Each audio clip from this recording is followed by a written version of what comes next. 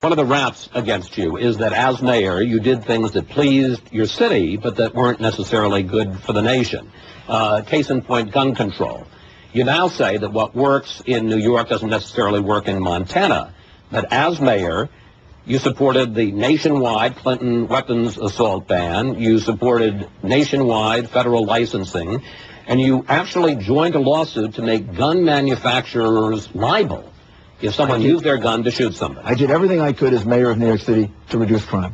And the strategy against guns, both civil and criminal, was very aggressive. But that wasn't just tough in New York City, it was tough around the nation. But so was the strategy I utilized in New York City on everything. I was criticized for being too aggressive about the enforcement of the laws, including the gun laws.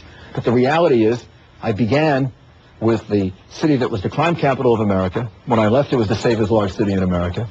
I reduced homicides by 67%. I reduced overall crime by 57%. And you don't do that by not aggressively enforcing the laws.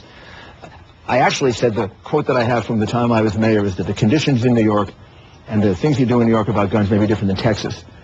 And the reality is, I've always looked at it that way. No, I agree. At the time you said, in fact, that weak gun laws around in other states might actually end up producing guns on the streets of New York. You needed nationwide laws. What we were doing was using civil remedies to try to help New York, as well as using criminal remedies to help New York.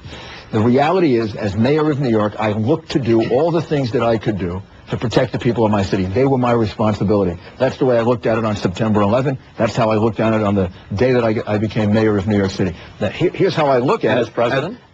As president, my answer is going to be how to protect the people of the United States of America. When I take that oath of office, it'll be real clear to me who the people I have to protect are. They're the people of the United States of America.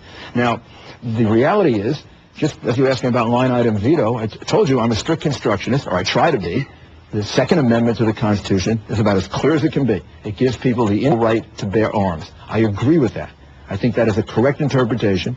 That means that any restrictions have to be reasonable, and those restrictions largely have to do with criminal background of mental illness, and they should basically be done on a state-by-state level. And that's the guidelines that